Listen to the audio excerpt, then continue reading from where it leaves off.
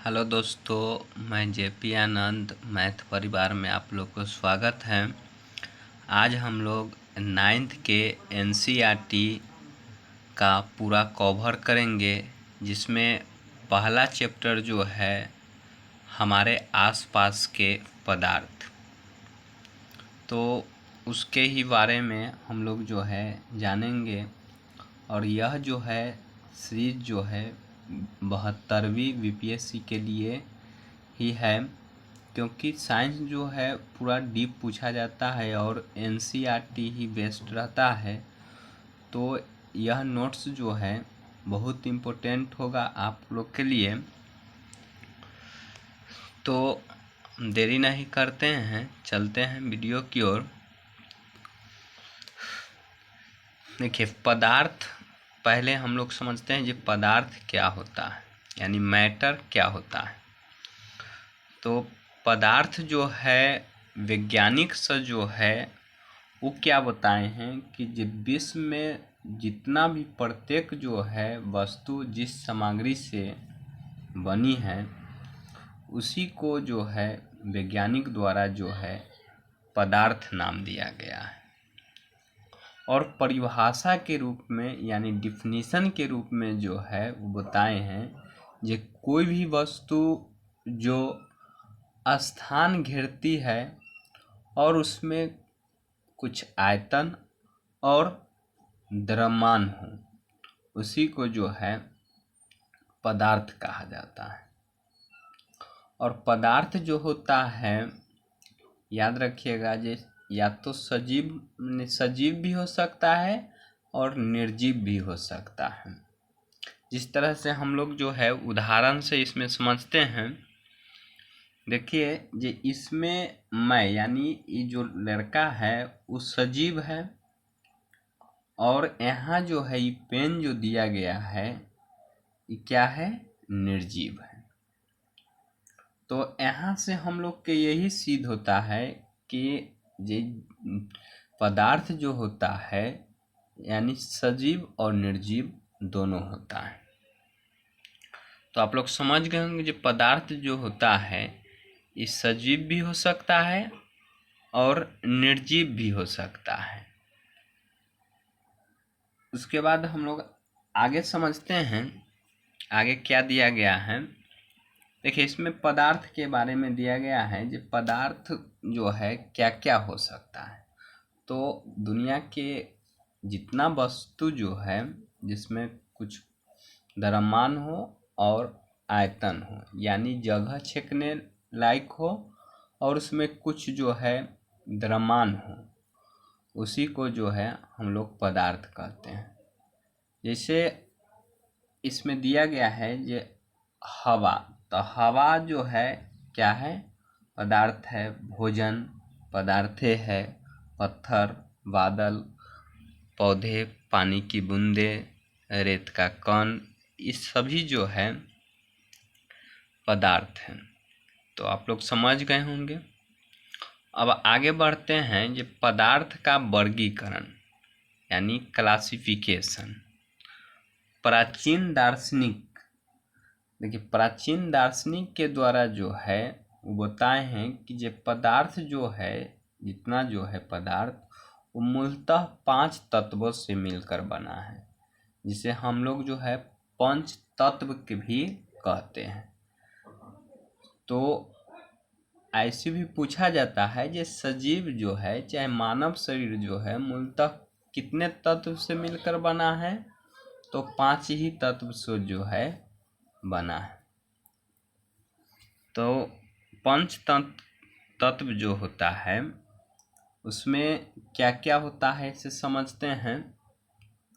तो पंच तत्व में जो है याद रखना है, जो वायु होता है यानी हवा होता है, पृथ्वी होता है,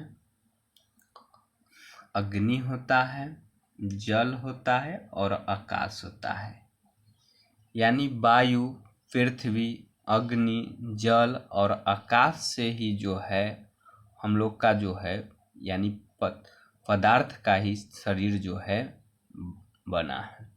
अब पदार्थ हम लोग समझ गए कि ये या तो निर्जीव हो सकता है या नहीं तो सजीव हो सकता है। तो किसी भी पदार्थ जो है वैज्ञानिक के द्वारा जो है 5 ही तत्व से मिलकर बना है, उनके द्वारा जो है बताया गया है। और आधुनिक वैज्ञानिक के द्वारा जो है हम लोग समझते हैं वो प्राचीन वैज्ञानिक के द्वारा कहा गया है। और आधुनिक वैज्ञानिक के द्वारा जो है क्या कहा गया है कि ये पदार्थ जो है उसका 2 आधार होता है। एक भौतिक गुणधर्म जिसको हम लोग जो है इंग्लिश में फिजिकल प्रॉपर्टीज कहते हैं, और दूसरा जो है रासायनिक गुणधर्म जिसको हम लोग इंग्लिश में केमिकल प्रॉपर्टीज कहते हैं। तो ये 2 को जो है वैज्ञानिक द्वारा जो है आधुनिक वैज्ञानिक द्वारा जो है 2 आधार बताया गया है।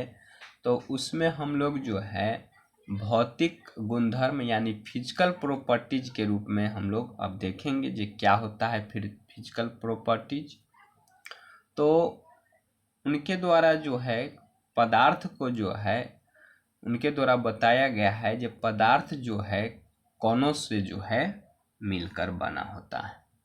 पदार्थ क्या चीज से मिलकर बना होता है? तो कणों से मिलकर बना होता है। इसमें विचारधारा दिया गया है जो क्या पदार्थ लकड़ी के तरह सतत या रेत के तरह कणों से बना होता है? हाँ, तो जो है पदार्थ जो है बना होता है लकड़ी के तरह सतत या रेत के तरह जो है कणों से मिलकर बना होता है। यही तो पदार्थ है। देखिए इसमें क्रियाकलाप द्वारा जो है हम लोग 1.1 के द्वारा देखते हैं और समझते हैं जो क्या है। देखिए इसमें दिया गया है कि जो 100 ml यानी 100 ml जो है पानी लेना है और उसमें नमक या शक्कर मिलाना है, और ये जो है ग्लास जो होना चाहिए कांच का होना चाहिए, और उसमें जब हम मिलाते हैं नमक या शक्कर को 100 ml में, तो उसका जो है स्तर जो है यहाँ देखिए जी इसका स्तर यहाँ तक ला है। इसमें कण जो है पानी में जो है इसका जो है नमक का कण और शर्करा का कण जो है इस जो है दिया गया है 100 है। और इसमें देखें क्या कि यहाँ जो है इसका स्तर जो है चेंज नहीं हुआ, यानी इसका मतलब यही हुआ कि ये पदार्थ के बीच में जो है कुछ रिक्त स्थान है। यानी यहाँ स्तर परीक्षण के द्वारा हम देखें कि ये जल का स्तर जो है परिवर्तन नहीं हुआ, तो इससे यही निष्कर्ष निकला कि ये नमक के कण जो होता है जल के कण माने बीच के कण में जो होता है रिक्त स्थान होता है। रिक्त स्थान होने के कारण जो है यह समाहित हो गया, यानी नमक के कण जो है या शर्करा के कण जो है जल में जो है समाहित हो गया।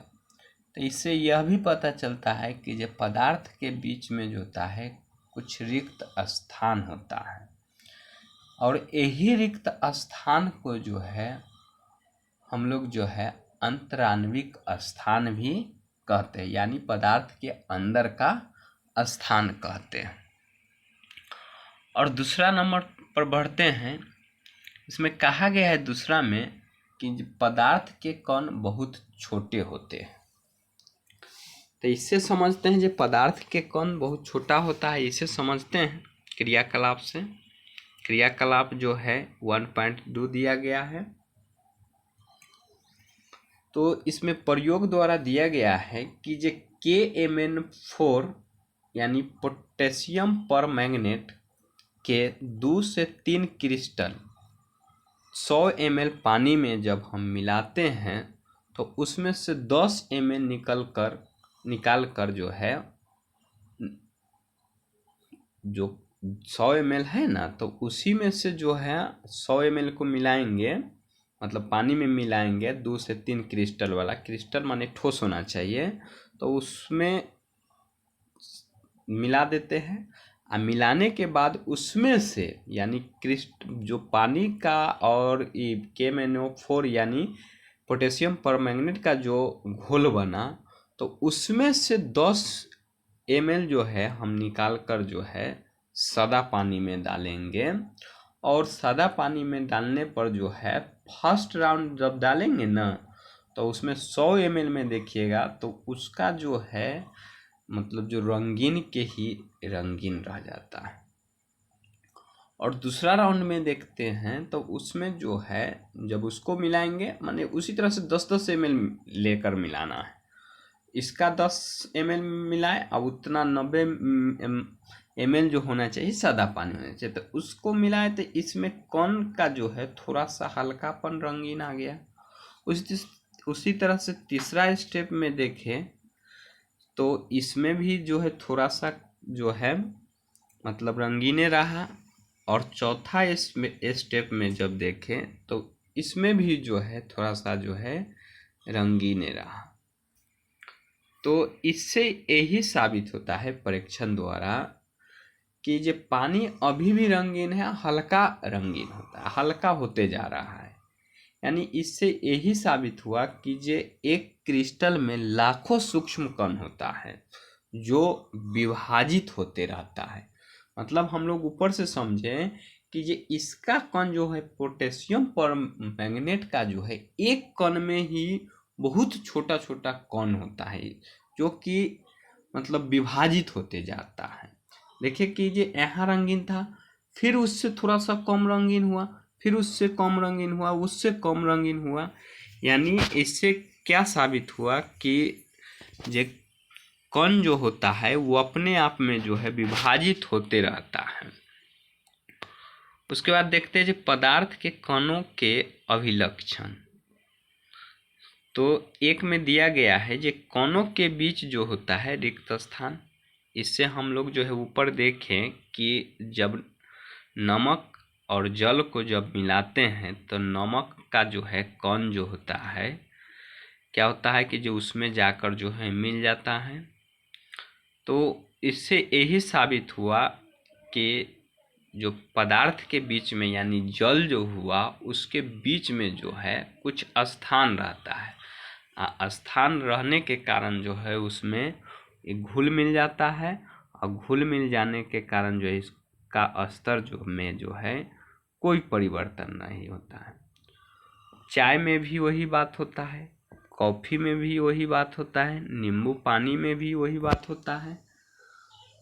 यानी इसके बीच जो है चाय हुआ, कॉफ़ी हुआ, नींबू यानी पानी के बीच जो होता है अंतरान्विक स्थान या रिक्त स्थान जो होता है रहता है, जिससे जो है वह समाहित हो जाता है। इस तरह से देखते हैं हम लोग चित्र के अनुसार समझते हैं जो क्या होता है। चित्र के अनुसार में जो है देख रहे हैं कि जो ये ठोस है, ये चित्र में फर्स्ट बेला में ये ठोस है, तो ठोस में देख रहे हैं कि जो इसका स्थान जो है थोड़ा थोड़ा जो है छूटा हुआ है। द्रव में इसका ज़्यादा है और गैस में सबसे ज़्यादा है। यानी गैस में जो होता है कण जो है अधिक समाहित होगा और ठोस में कम होगा समाहित। द्रव जो होता है पानी हम लोग जानते हैं कि ये क्या होता है, द्रव होता है। तो द्रव है तो इसमें जो है कण का स्थान होता है। तो कण के स्थान होने के कारण जो है देखते हैं कि जो नमक या चीनी चाहे चाय ये सब जो होता है जल में जाकर जो है समाहित हो जाता है, यानी उसमें घुल मिल जाता है। तो इससे यही साबित हुआ कि जो ठोस जो होता है उसका रिक्त स्थान जो होता है नगण्य होता है, और द्रव का जो होता है उससे थोड़ा सा ज़्यादा होता है। और सबसे ज़्यादा स्थान जो होता है अंतरान्विक का स्थान किसका होता है, तो गैस का होता है। तो आप लोग समझ गए होंगे कि जो अंतरान्विक स्थान जो होता है या अंतरान्विक रिक्त स्थान जो होता है ठोस में नगण्य होता है, द्रव में उससे ज़्यादा होता है और गैस में सबसे अधिक होता है। उसी तरह से दूसरा नंबर अभिलक्षण देखते हैं जो कण जो होता है पदार्थ के, ये निरंतर गतिशील होता है। निरंतर गतिशील, देखिए अब हम लोग इससे समझते हैं गतिशील जो होता है उसमें काइनेटिक एनर्जी पाया जाता है, यानी गतिज ऊर्जा पाया जाता है। और गतिज ऊर्जा पाने के कारण जो है कण में जो होता है गतिशील होता है, यानी पदार्थ जो होता है गतिशील होता है। हम लोग जो है कुछ उदाहरण से समझते हैं, जैसे अगरबत्ती। तो अगरबत्ती को अगर आप जब पॉकेट में रहता है, चाहे उस ठोस रूप में रहता है, तो उसका खुशबू जो होता है मतलब दूरी से नहीं पता चलता है जो गंध उसका। लेकिन जैसे ही अगरबत्ती को जब हम जलाते हैं तो वो दूर दूर तकला जो है उसका गंध जो है चला जाता है। इसका कारण यही है कि जो उसमें जो है गतिज ऊर्जा हुआ। और वहाँ गतिज ऊर्जा हुआ क्योंकि जो है वो जो है पहले जो था अगरबत्ती वो ठोस रूप था। हम लोग ऊपर समझे कि जब ठोस का जो होता है गतिज ऊर्जा जो होता है नगण्य होता है, और गैस का थोड़ा सा ज़्यादा होता है, और उससे सबसे ज़्यादा जो होता है मतलब गैस का जो होता है सबसे ज़्यादा होता है, और द्रव का थोड़ा सा उससे मतलब जो है कम होता है। तो यहाँ जो है अगरबत्ती जब हम जलाएं तो वहाँ जो है इसका कण जो है गैस रूप में हो गया। गैस रूप में होने के कारण जो है इसका जो है खुशबू जो है दूरी दूरी तकला चला गया। और इससे यह भी साबित होता है कि जब हम किसी पदार्थ को उसका तापमान बढ़ाएंगे तो उसके साथ साथ जो है कण के गति भी बढ़ेगा और गतिज ऊर्जा भी बढ़ेगा। तो समझ गए होंगे कि जो गैस में जो होता है, गैस का जो होता है गतिज ऊर्जा जो होता है क्या होता है, तो गैस का जो है गतिज ऊर्जा जो होता है वो सबसे अधिक होता है, कण के गति भी जो होता है सबसे अधिक होता है। और इस जो है किस नियम पर लागू होता है, तो ये जो है विसरण के नियम पर लागू होता है, जिसको हम लोग जो है इंग्लिश में डिफ्यूजन कहते हैं। तो इसमें जो है विसरण जो होता है, जब हम कोई सांद्रण है और उस सांद्रण को जब हम उच्च सांद्रण से निम्न सांद्रण की ओर जब हम मिलाते हैं तो उसी को जो है हम लोग जो है विसरण कहते हैं। तो हम लोग देखते हैं उसमें जो दो विभिन्न पदार्थ के कण स्वतः मिलाना, यानी क्रियाकलाप 1.4 से हम लोग देखते हैं। जैसे एक तरफ लिए क्या चीज़, स्याही यानी इंक, और एक तरफ लिए क्या चीज़, शहद। यानी यहाँ जो है इंक है इसमें, इस पात्र में, और इस पात्र में जो है क्या है, तो शहद है यानी मध है। तो देखिए जब हम इसमें मिलाते हैं जल के कण में तो स्याही जो है जल्दी जल्दी से जो है फैल गया। और इसमें यहाँ देखिए कि ये शहद जो है ये धीरे से फैला। तो इसमें शहद जो है धीरे से फैला, तो इसमें यही पता चला क्या कि जब तापमान बढ़ने पर विसरण की दर जो होता है तेजी होता है। इस पर ये भी बात पर निर्भर किया कि जे इसका जो होता है शहद का जो होता है श्यानता जो होता है ये अधिक होता है, और जिसका श्यानता अगर ये अधिक होगा तो वो जो है फैलता है कम, आप लोग समझ गए होंगे। और जिसका श्यानता जो होता है कम होता है तो फैलेगा ज़्यादा। और गर्म पानी में भी जो है अगर हम इसको मिलाएंगे तो हम लोग देखें क्या, ये ताप बढ़ाने पर विसरण की दर जो होता है तेजी हो जाता है।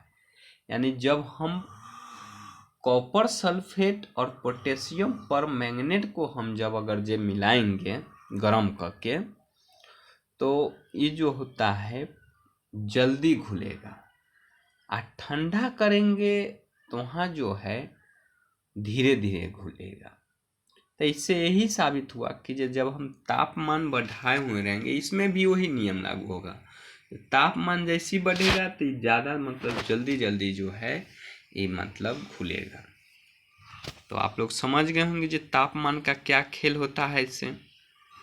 उसके बाद आगे बढ़ते हैं तीसरा में। अभिलक्षण तीसरा जो है, इसमें कौन एक दूसरे को जो है आकर्षित करते हैं। इसका कौन जो होता है एक दूसरे को जो है आकर्षित करते रहता है। अब इसका क्या खेल है इसे समझते हैं।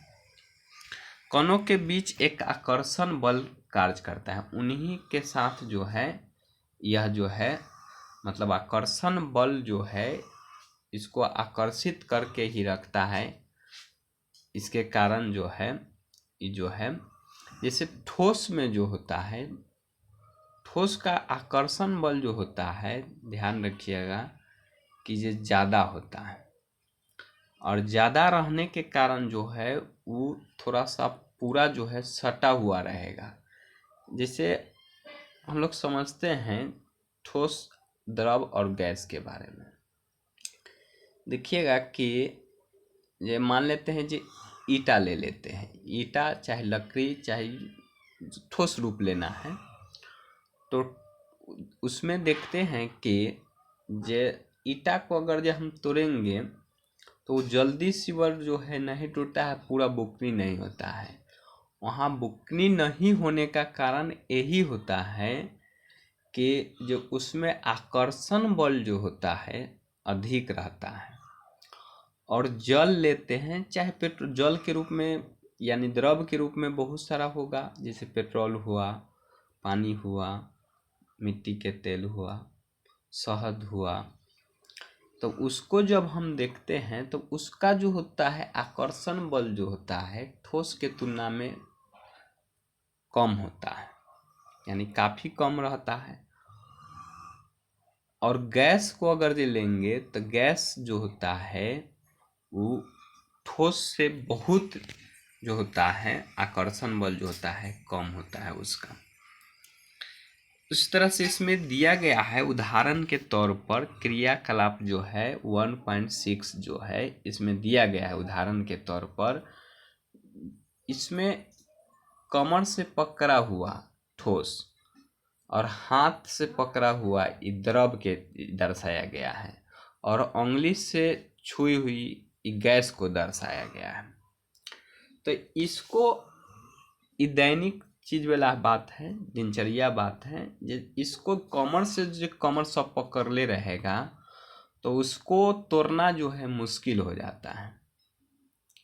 प्रयोग करके भी देख सकते हैं। और ये हाथ से पकड़ा हुआ वाला जो है ये द्रव माना गया है, तो इसको तोड़ना जो है थोड़ा सा जो है उससे जो है आसान हो जाता है, यानी ठोस से। और उंगली से जो छुआ हुआ है इसको गैस माना गया है, तो गैस तो इसको तो तोड़ना तो बहुत आसान हो जाएगा। तो इससे यही साबित हुआ कि जो आकर्षण बल जो होता है ठोस में ज़्यादा होता है, गैस में सबसे कम होता है। समझ गए होंगे। यानी कणों के बीच कम दूरी होने के कारण आकर्षण बल जो होता है अधिक होता है। यानी ठोस जैसे हम ईटा के चर्चा किए अभी, तो उसमें जो है कण के बीच जो है वो दूरी कम है, कम होने के कारण जो है उस जो है मजबूती से पकड़ ले रहता है, हाल से ना टूटेगा नहीं। और गैस बेला के चर्चा करेंगे तो गैस में जो होता है उसका कण का बीच जो होता है मतलब आकर्षण बल जो होता है मतलब बहुत कम होता है, कम होने के कारण जो है जल्दी सीवर जो है वो टूट जाएगा। समझ गए होंगे। तो क्रियाकलाप 1.7 देखते हैं। जैसे लोहा के कील यानी कांटी लेते हैं, तो हथौड़ा मारने पर जो है लोहा के कील नहीं टूटता है। नहीं टूटने का कारण क्या है? तो कारण यही है कि जो आकर्षण बल जो होता है इसमें अधिक होता है, यानी लोहा के कील में जो है आकर्षण बल जो है अधिक होता है। उसी तरह से क्रियाकलाप 1.8 लेते हैं। ये क्या होता है इसमें देखते हैं। जिसमें देखिए ये धार नहीं कटती है, यानी जो है उंगली लगाया गया, नल से पानी गिरता है तो उसमें उंगली लगाया गया तो उसका धार जो है देखते नहीं अथी हुआ। नहीं कटने का कारण यही है कि जल के अणुओं के बीच जो है आकर्षण बल उंगली के बल से ज़्यादा है, यानी उंगली के आकर्षण बल से जो है ज़्यादा है, ज़्यादा होने के कारण जो है उसका धार जो है नहीं कटा। समझ गए होंगे। अब हम लोग जो है पदार्थ के अवस्था के बारे में समझते हैं, यानी स्टेट ऑफ मैटर। कणों की विभिन्न जो है विशेषता के कारण जो है तीन रूप माने मुख्य रूप से जो है पदार्थ को जो है तीन रूप बांटा गया है: ठोस, द्रव और गैस। यानी पदार्थ के मुख्यतः कितने अवस्था होता है? तो तीन अवस्था होता है। एक ठोस होता है, दूसरा द्रव होता है और तीसरा गैस होता है। तो इसमें देखें क्या कि जो ठोस में जो देख रहे हैं कि जिसके बीच के स्थान जो है बहुत कम है, यानी आकर्षण बल जो है अधिक है। गैस में थोड़ा सा ज़्यादा स्थान देख रहा है, नहीं सॉरी, द्रव में जो है थोड़ा सा कम देखें और गैस में ज़्यादा देख रहे हैं, यानी आकर्षण बल पर ही जो है निर्भर करता है। हम इनका विस्तार से अध्ययन करेंगे। जैसे ठोस अवस्था, तो ठोस अवस्था में जो है इसमें देखते हैं जो ठोस अवस्था में क्रियाकलाप 1.9 दिया गया है। इसमें एग्जाम्पल दिया गया है पेन, बुक और नीडल, यानी जो है कलम, किताब और नीडल के बारे में जो है दिया गया है। तो ठोस अवस्था जो होता है इसका आकार जो होता है निश्चित होता है। कैसे से समझिए कि जो कलम का जो है आकार जो है एक निश्चित ही रूप बनाया गया है, यानी शेप में बनाया गया है। ये अस्पष्ट सीमाएं होता है इसका।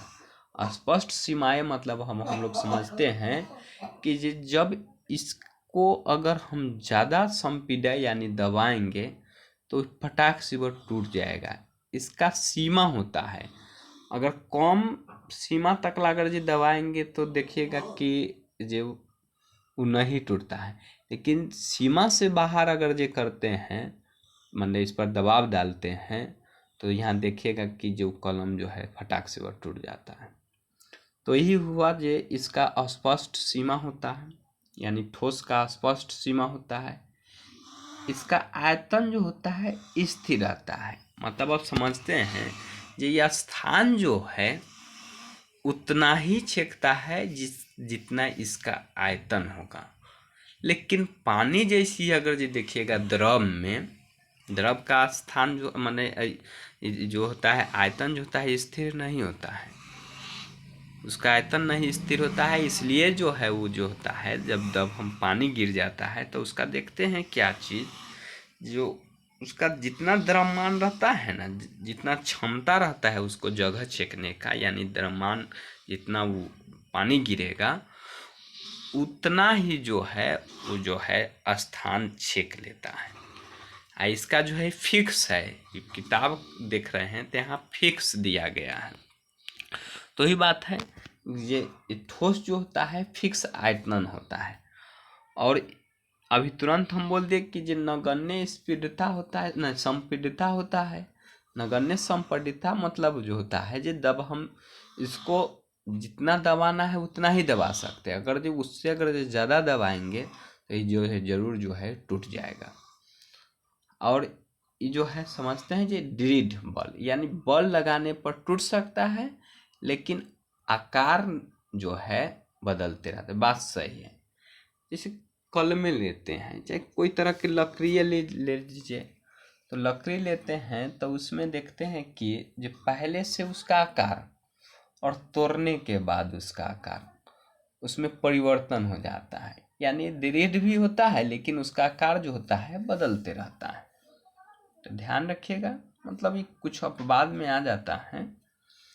विसरण संभव नहीं होता है। विसरण मतलब जो है फैलता ही नहीं है, यानी गैस के तरह जो है ये फैलता ना है। तो यही बात हुआ, जब विसरण जो हुआ ये फैलने के समय, तो हम लोग समझ गए कि ये इसका जो होता है कण जो होता है अस्थाई होता है, नगण्य संपीडिता होता है, दृढ़ होता है, विसरण इसमें संभव नहीं है और निश्चित आकार होता है।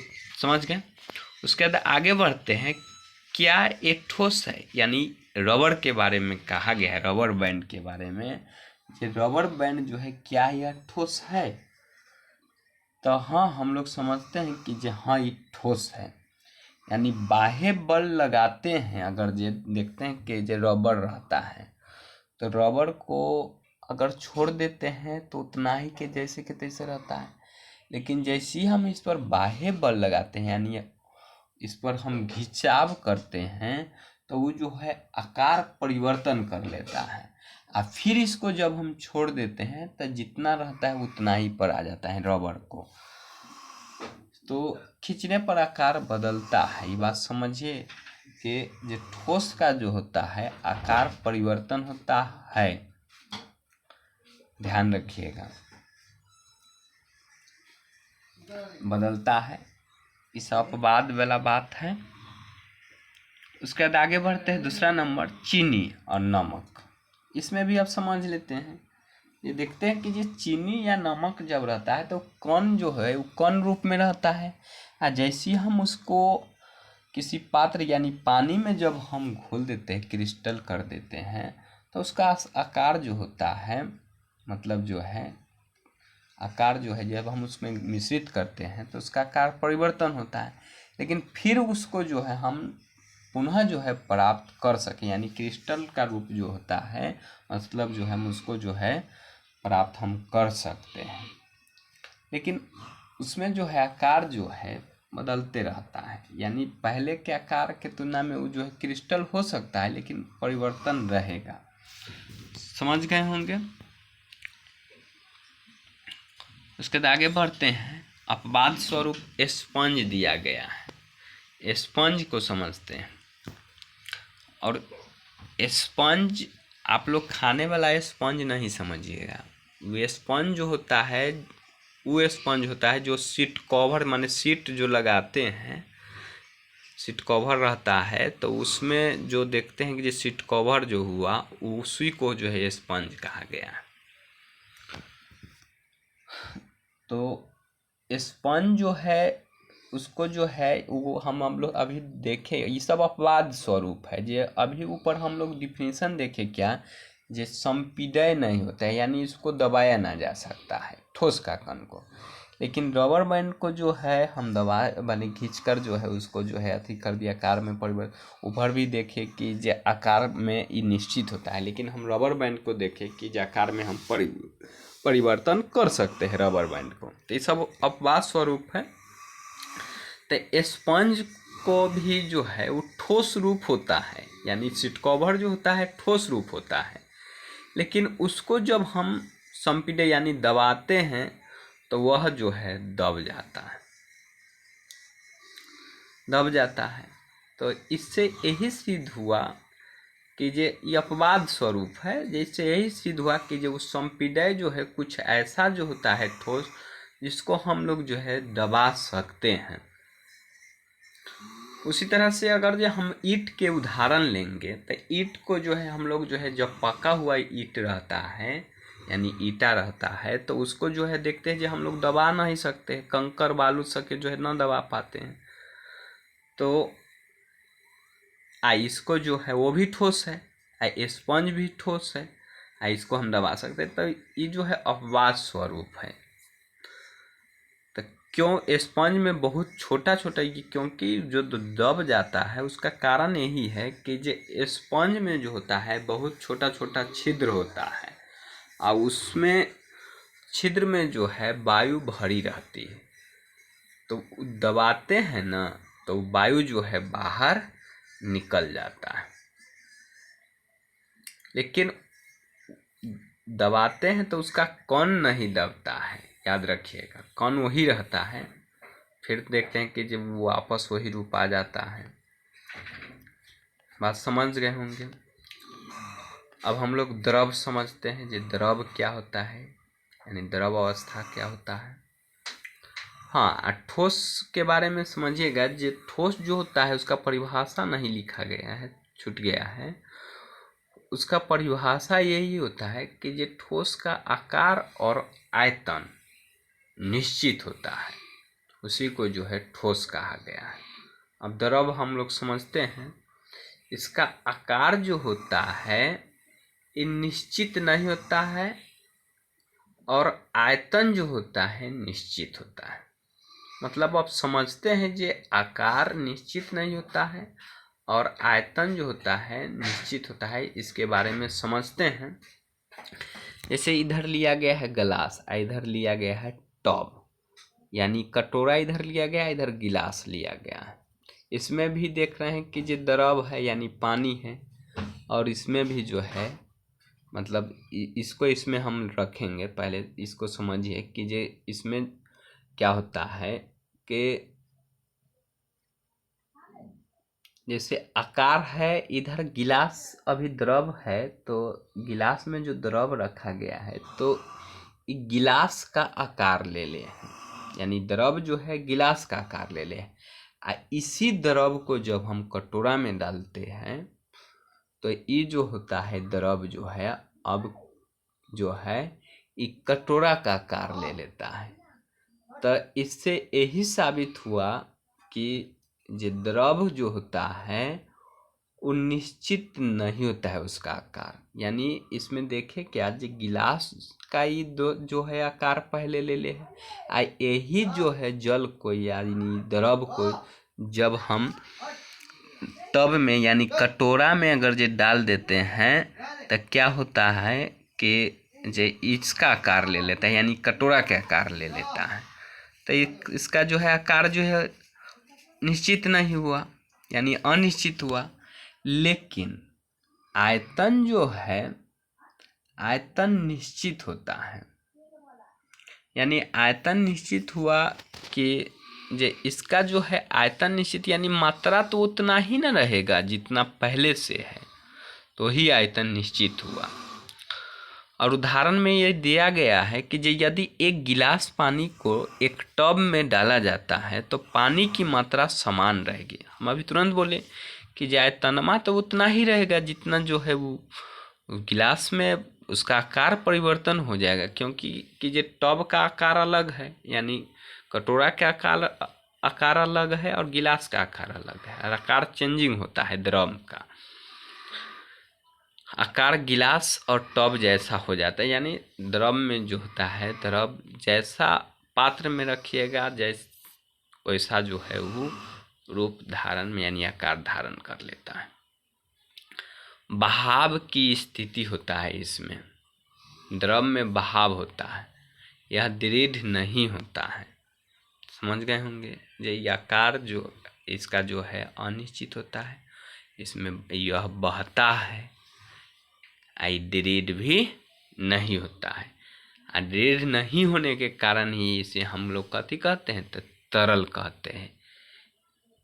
और द्रव में जो है विसरण भी होता है, यानी ठोस, द्रव और गैस तीनों में विसरण के संभव होता है। ठोस की अपेक्षा द्रव में विसरण दर अधिक होता है, और उससे भी ज़्यादा जो होता है किस में होता है, तो गैस में होता है। द्रव के कणों में रिक्त स्थान अधिक होता है और वे स्वतंत्र गति करता है। जैसे मछली देखिए, इसमें मछली के चित्र दिया गया है, तो मछली के ये देख रहे हैं कि ये द्रव में रहता है और रिक्त स्थान है तभी ये तो जो है ये जो है तैर रहा है जाकर। तो आगे बढ़ते हैं, जलीय जीवों के लिए महत्व। देखिए वातावरण की गैसें जो होता है O2, जिसको हम लोग ऑक्सीजन कहते हैं, और कार्बन डाइऑक्साइड यानी CO2, विसरण होकर जल में घुल जाती है। यानी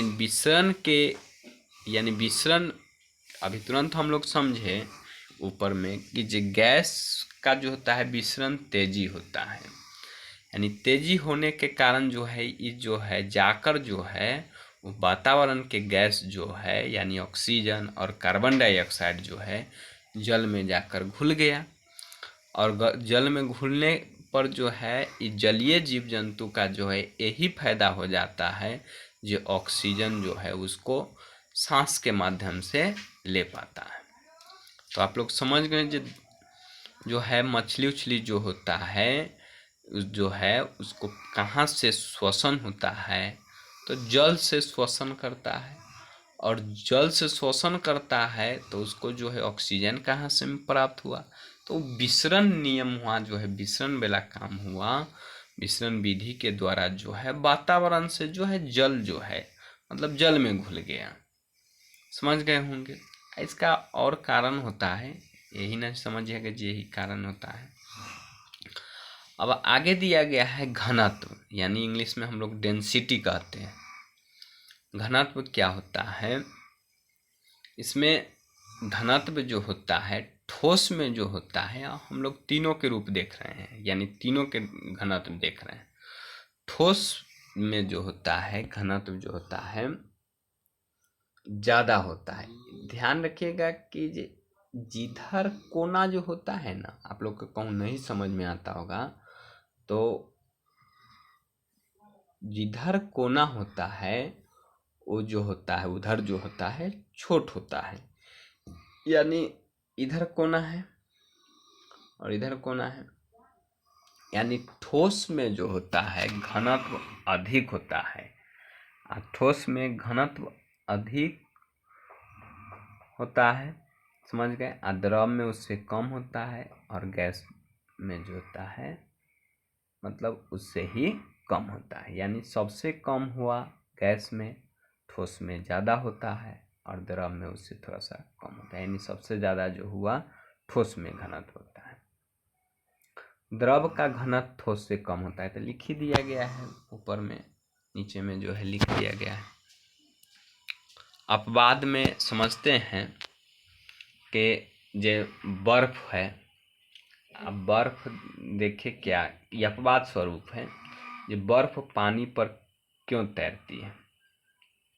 यानी हम लोग अभी ऊपर समझे कि ये द्रव के तुलना में जो होता है मतलब ठोस में ज़्यादा होता है डेंसिटी यानी घनत्व, लेकिन यहाँ जो है क्वेश्चन खड़ा हो गया कि ये बर्फ तो ठोस है, लेकिन ठोस रूप है तो इसका घनत्व अधिक होने के कारण तो जो है नीचे रह बैठना चाहिए ना, तैरना नहीं चाहिए, यानी बर्फ नहीं तैरना चाहिए।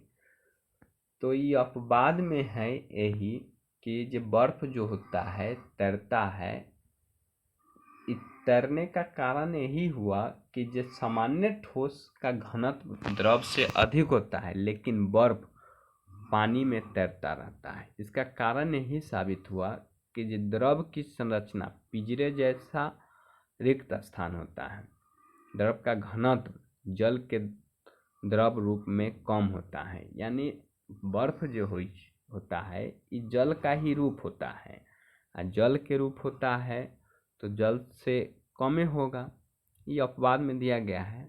कम घनत्व होने के कारण जो है किसी भी, याद रखिएगा क्वेश्चन रहता है उत्प्लावन बल के सिद्धांत में, हम लोग 10वां में पढ़ेंगे। 10वां के जब हम NCERT लाएंगे तो उसको वीडियो में जो है हम लोग को हम पढ़ाएंगे, तो उसमें देखिएगा कि जो प्लावन वाला में जो है उत्प्लावन में जो घनत्व पर भी निर्भर करता है, घनत्व पर ही निर्भर करता है। वो घनत्व जो होता है जिसका अधिक होगा वो जो है नीचे जाकर यानी पानी में बैठ जाएगा, और जिसका घनत्व कम होगा तो जो है तैरेगा पानी में। और ये भी बात ध्यान रखिए कि जो मात्रा पर भी निर्भर करेगा, उसका द्रव्यमान पर भी निर्भर करता है। क्यों?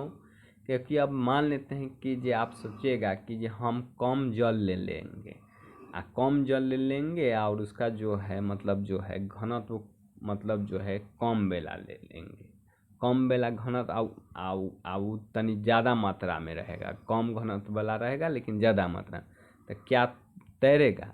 नहीं तैरेगा। उस पर भी निर्भर करता है, मात्रा पर भी निर्भर करता है।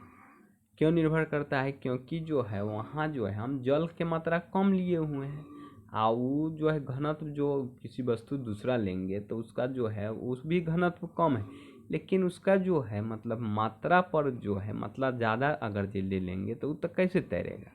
तो इस पर भी निर्भर करता है, बात ध्यान रखिएगा। अब हम लोग जो है गैसीय अवस्था समझते हैं, उसका मुख्य गुण क्या क्या होता है। इससे गैसीय अवस्था के मुख्य गुण यही होता है, पहले परिभाषा समझ लेते हैं। जिस पदार्थ का आयतन और आकार दोनों अनिश्चित होता है ना, उसी को जो है हम लोग गैस कहते हैं। और दोनों अनिश्चित होता है और इसका कण जो होता है अनियमित और तीव्र गति होता है। इसका कण जो होता है नियमित नहीं होता है, इसमें कण जो होता है अनियमित होता है। सब का कण जो होता है मतलब गैस में ही सब का कण जो होता है नियमित नहीं रहता है, निश्चित नहीं रहता है, माने अनिश्चित रहता है। गैस जो होता है हम लोग देखिए जो उसका गतिज ऊर्जा ज़्यादा होता है, विसरण की क्रिया भी ज़्यादा होगा, ताप बढ़ाएंगे तो और ज़्यादा होगा। तो हम लोग ऊपर समझ चुके हैं। तो आकर्षण बल सबसे कम होता है। और ऊपर भी देखें कि जो ठोस का जो होता है आकर्षण बल जो होता है सबसे अधिक होता है, और गैस का जो होता है आकर्षण बल जो होता है कम होता है। तभी तो जो है उच्च मतलब जो है या फिर बच्चा वाला जो हम लोग देखे कि जो कमर पकड़े वाला देखे तो उसमें उंगली जब छूले रहता है तो उसका तोड़ना आसान होता है, यानी आकर्षण बल जो है उसमें कम है। तो यानी गैस का जो होता है आकर्षण बल जो होता है कम होता है। रिक्त स्थान ध्यान रखिएगा, देखिए गुब्बारा वाला में देखिए जी इसमें रिक्त स्थान ज़्यादा है, यानी अंतरान्विक स्थान जो है ज़्यादा है। घनत्व पर अगर ये चर्चा करेंगे तो घनत्व भी जो होता है गैस का जो होता है कम होता है, समझ गए होंगे। गतिज ऊर्जा पर चर्चा करेंगे तो गतिज ऊर्जा सबसे ज़्यादा होता है इसका गैस का, तो ध्यान रखिएगा। और विसरण के गति भी जो होता है सबसे ज़्यादा होता है, यानी सबसे तीव्र होता है। यानी ठोस द्रव गैस की हम चर्चा कर रहे हैं, समस्त मतलब अति के नहीं लीजिएगा, ठोस द्रव गैस के ही चर्चा कर रहे हैं। लेकिन गैसों में विसरण बहुत तीव्र से होता है। और उदाहरण खाने के देखिए उदाहरण से हम लोग समझते हैं। जब आप लोग जो है देखिएगा जो रसोई घर में खाना जब बनता है तो देखते हैं कि जो उसमें जो होता है उसका कण जो होता है पूरा मतलब जो है फैला देता है, और फैलने के कारण उसका खुशबू आएगा, तब उसमें देखिएगा कि जब अच्छा स्वादिष्ट गंध आते रहता है तो बुझाएगा। तो उसमें क्या हुआ? यही हुआ कि जब पकाते हैं तो भाप के माध्यम से जो है खाना पकाते हैं तो भाप के माध्यम से जो है उसका गैस निकला, और गैस निकला तो उसका हम लोग जानते हैं कि जो गतिज ऊर्जा ज़्यादा होता है। अब विसरण के द्वारा जो है पूरा जगह फैल गया, और फैलने के कारण जो हम लोग को जो है खुशबू आते रहता है। उसी तरह से अगरबत्ती ऊपर भी समझ चुके हैं। जो अगरबत्ती को जब हम ताप देते हैं यानी जलाते हैं तो वह भी जो है पूरा कमरा में जो है फैल जाता है, और कमरे में फैलने के कारण जो हम लोग को जो है खुशबू मतलब आती रहती है। इसका कारण यही है कि रिक्त स्थान अधिक होता है, और जो है रिक्त स्थान अधिक होता है तभी तो ज़्यादा दूर में फैल गया, और कण की गति भी जो होता है तेजी होता है। तो आप लोग समझ गए होंगे। तो यह वीडियो जो है 9th के लिए भी जो है और ऑल कंपटीशन के लिए जो है आप लोग को जो है बहुत बेनिफिट होगा। तो हम लोग जो है फर्स्ट वीडियो यहाँ तक ला रहने देते हैं और इससे आगे जो है कल में देखेंगे, कल वाला में बनाएंगे। अगर मेरा वीडियो अच्छा लगा होगा तो प्लीज़ सब्सक्राइब करें और दोस्तों के साथ शेयर करें। थैंक यू, धन्यवाद। जय हिंद, जय भारत।